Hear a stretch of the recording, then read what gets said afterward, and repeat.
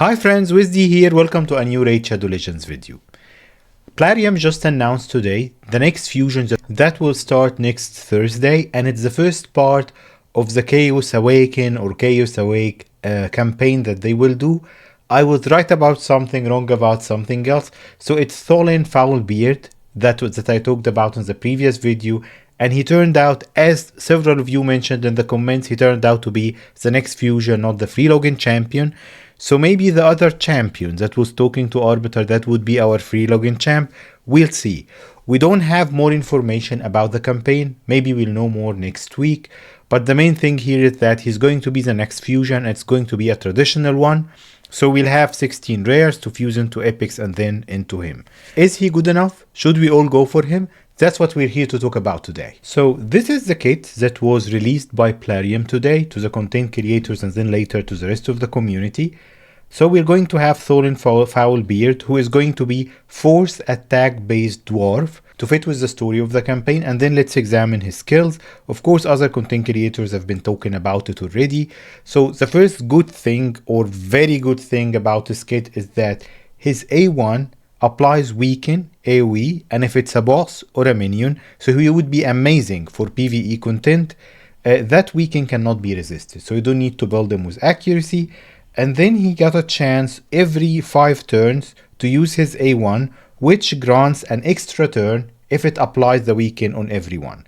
Because he doesn't need resistance, that would be a very high probability. Especially that it's a 75% chance against bosses, minions and all of that. So we have a great chance of this guy. As Nubraids mentioned, for example, if you put him in Relentless or Merciless, 9 pieces Merciless would suit him nicely. This guy is going to be taking a lot of turns, and if he keeps doing those A1 AoEs, it's going to be great, especially if his multipliers are good.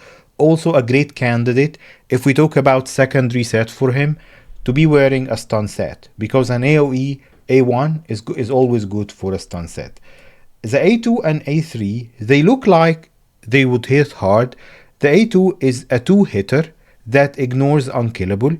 That's not crazy for arena meta.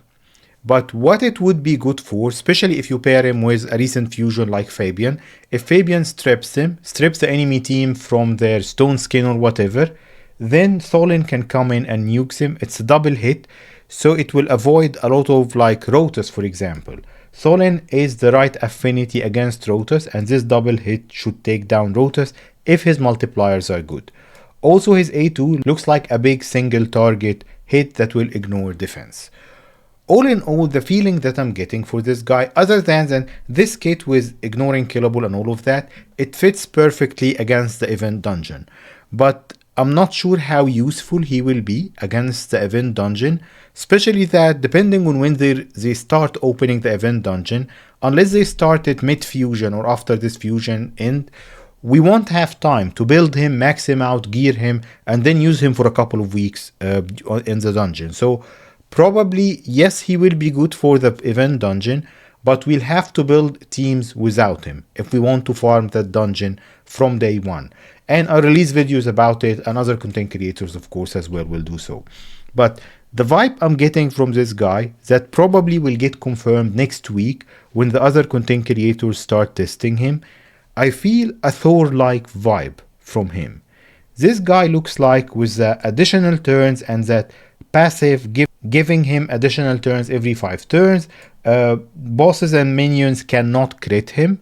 So other than like the other content creators talked about champs from the Corrupted Alliance, which is dominant in arena fights, if they cannot crit him, so that means that as an attack based damage dealer he got some survivability because of that, also in PvE against bosses and minions.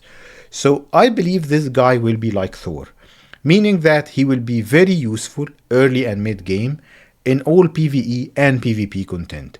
I think also, depending on the multipliers and the testing that the other content creators will do, this dwarf might even be useful in game in high-end teams for Hydra or Chimera. So we'll see when they test him. But especially if you've been skipping a couple of the past 2 or 3 fusions, this event is going to be a good one. I love dwarves, so I'm a little bit biased here, but I think this is going to be a good fusion when the fusion starts, or if they release the fusion plan ahead of time, I'm going to do a video explaining to you what you need. I have a video about the needed resources that you'll need to do a fusion. So start preparing these from here till next week. We have a full week ahead of us. And of course more if you've been saving resources. This is a good fusion. I believe we should go for it. If I have any updates from the testing or anything that the other content creators will release, I'll let you know. But so far so good. I like the fusion and I recommend you going for it. As always, thank you for stopping by today. I'll see you next time.